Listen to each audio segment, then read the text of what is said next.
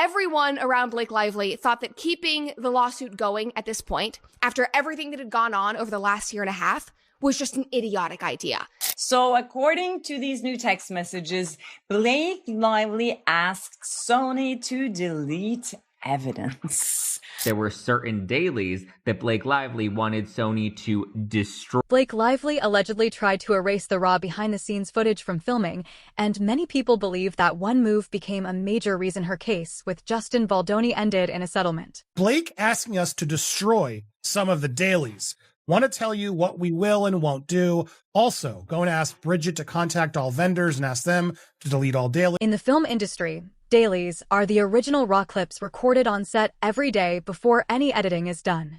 These videos often capture actors talking normally before the cameras officially start rolling. That's why dailies can become powerful evidence whenever there's a dispute about what really happened during production. According to the claims, Blake thought removing those clips would help hide certain details, assuming nobody else had access to them.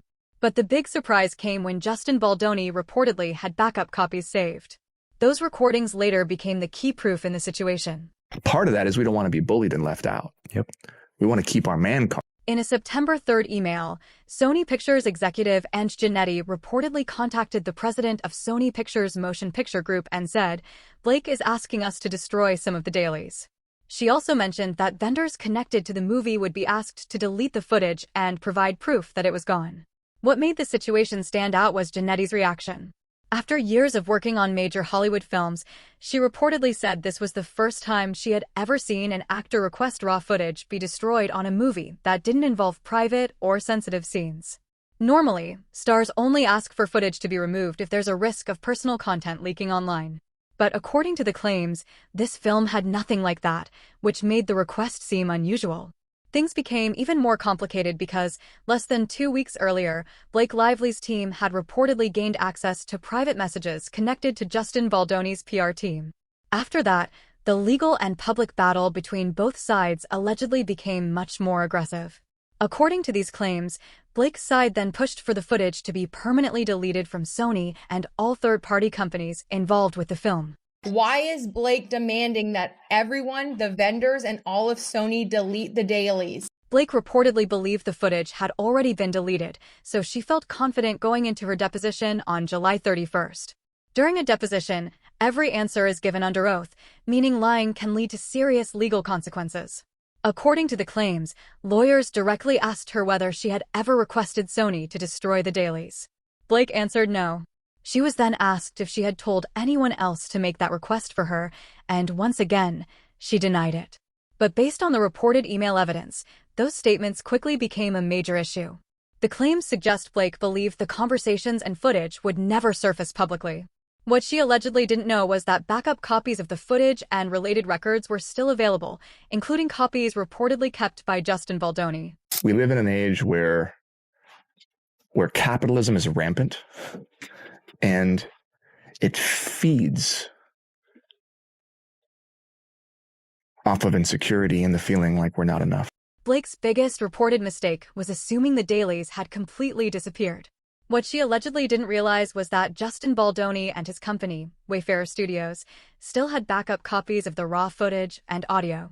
Because she believed the evidence was gone, she reportedly felt comfortable making serious claims about what happened during a dance scene they filmed together.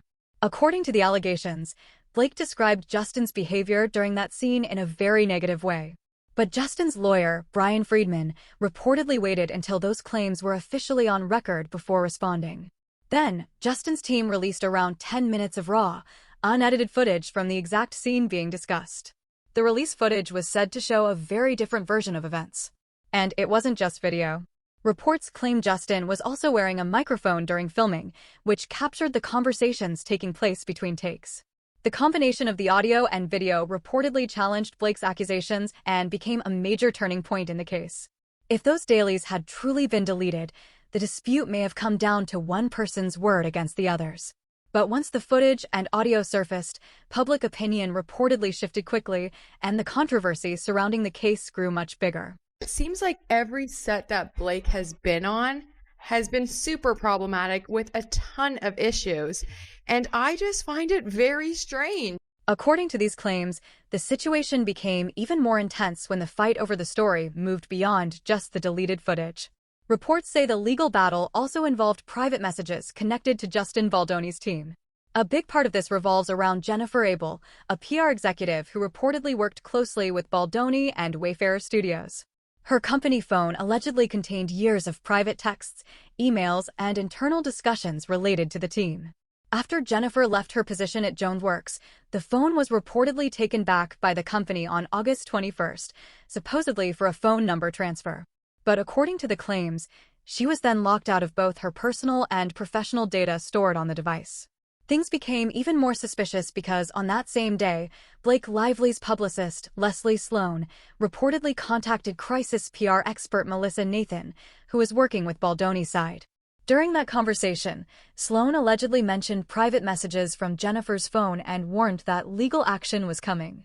The timing of those events raised major questions for many people following the case, with some believing Blake's team may have already known details from the phone before officially gaining access to the information. According to Lively, Ashley found her way to Lively to tell her that Stephanie Jones was trying to reach her because she had obtained Jen Abel's phones that had some text messages or messages that she wanted Blake to see.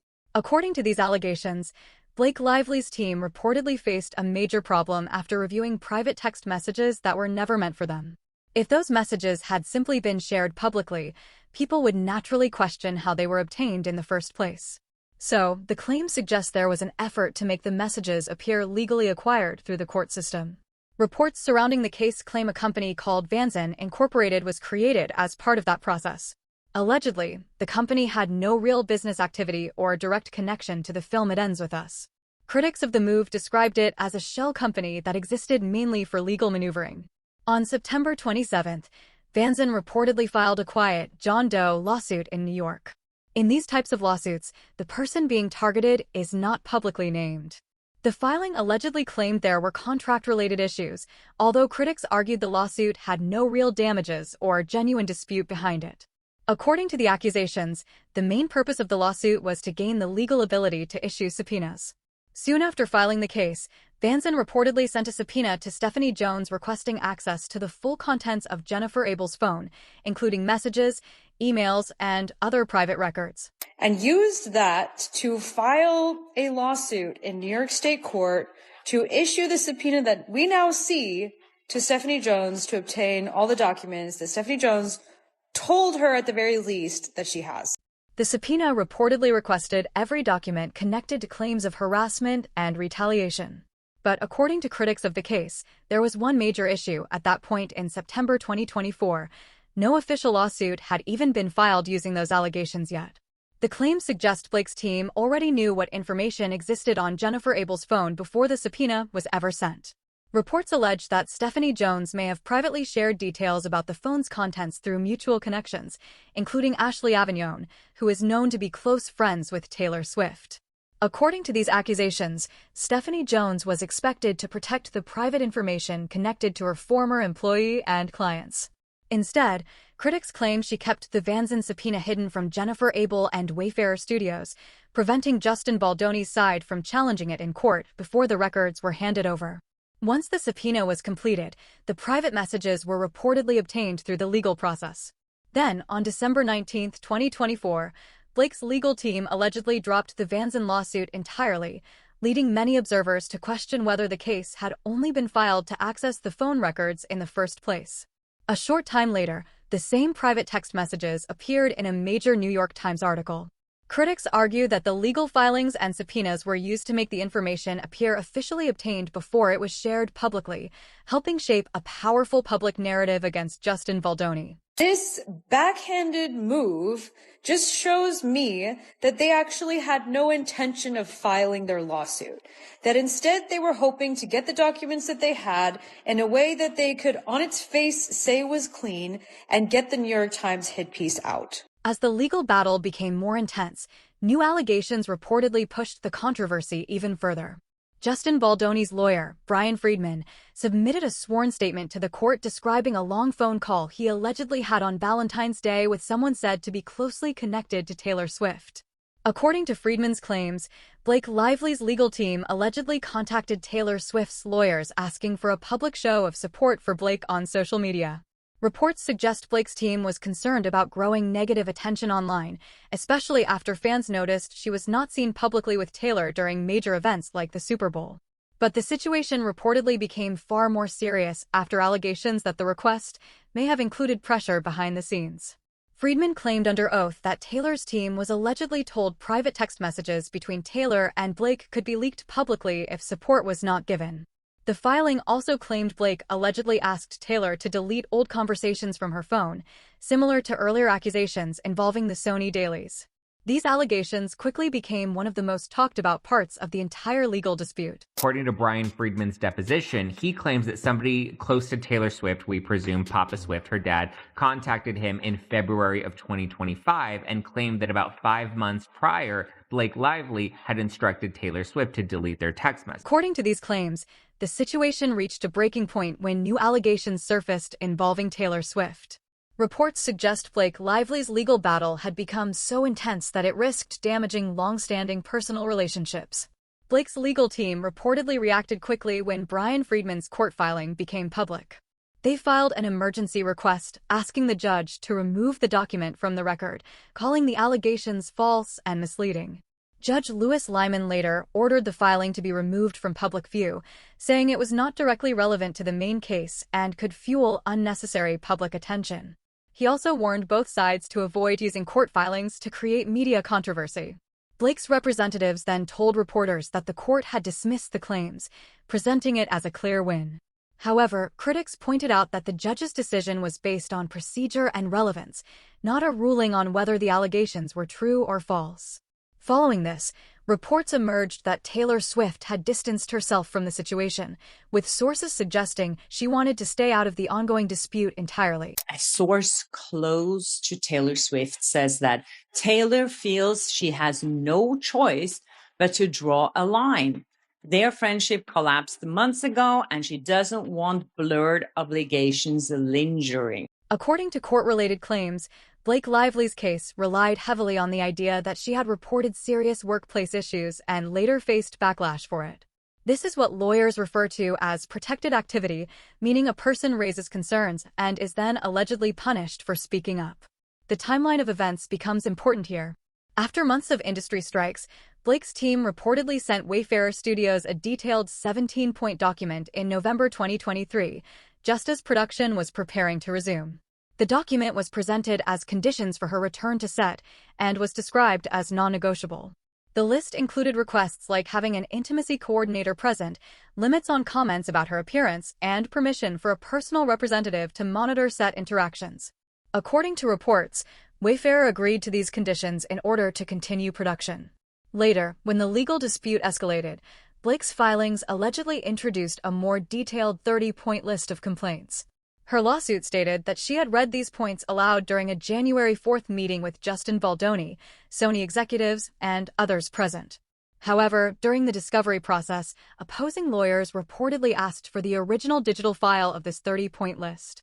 They claimed it could not be produced in its original form. The earliest version they found allegedly showed metadata suggesting it was created much later than the events described in the case. According to these claims, there was no clear digital record confirming that the 30-point list existed at the time of the January meeting. When questioned, attendees also reportedly had no recollection of hearing that full list being read aloud. This became a major point of dispute in the case, with critics arguing that the expanded document may have been created after the fact to strengthen the legal claims. Co-stars Blake Lively and Justin Baldoni reached a settlement today in their years-long legal battle, which looks like it means no trial now. According to these claims, the conflict around It Ends With Us began when creative disagreements escalated behind the scenes. The suggestion is that Blake Lively wanted more control over how the final film would look, beyond what was originally agreed in her role as an actor. Reports say tensions grew during the editing phase, where different versions of the movie were being discussed. Blake and Ryan Reynolds were accused by some insiders of pushing for changes to the cut, even though final creative control was not part of Blake's contract. Sony executives reportedly tested multiple versions of the film with audiences, and internal reactions allegedly showed stronger feedback for Justin Baldoni's original cut compared to the alternate version. As disagreements continued, internal communication reportedly showed frustration among studio executives over the ongoing disputes about edits and emotional scenes. According to these accounts, both sides pushed for different creative directions, which made collaboration increasingly difficult. The situation also extended beyond editing decisions. Reports claim there were disagreements about marketing, public appearances, and how cast members were presented in promotional materials. Some decisions led to Baldoni having a reduced presence in certain promotional content, which further fueled tension between the parties involved. Overall, this phase of the conflict is described as a breakdown in creative collaboration, where competing visions for the film led to a serious divide between the director, the studio, and members of the cast. Even though Blake Lively said that she had like $100 million worth of damages, but I really think that this ultimately came down to their reputations, and they probably decided, and Blake Lively probably decided, that it would hurt her reputation more potentially going to trial. According to these claims, the case reached its final stage when both sides prepared for what was expected to be a major public trial. Blake Lively would have faced questioning in court, including detailed scrutiny of her earlier statements and testimony made during the legal process. Reports suggest her legal team ultimately decided that continuing to trial carried significant risk, and both parties moved toward a settlement just before proceedings were set to begin in May 2026. A joint statement was later released, confirming that the matter had been resolved privately. Supporters of Justin Baldoni's side viewed the outcome as a favorable resolution for him, noting that the case ended without a court judgment against either party. Others saw the settlement as a way for both sides to avoid a prolonged and highly public legal battle. In the end, the dispute closed without a full trial, leaving many of the claims and counterclaims unresolved in a courtroom setting.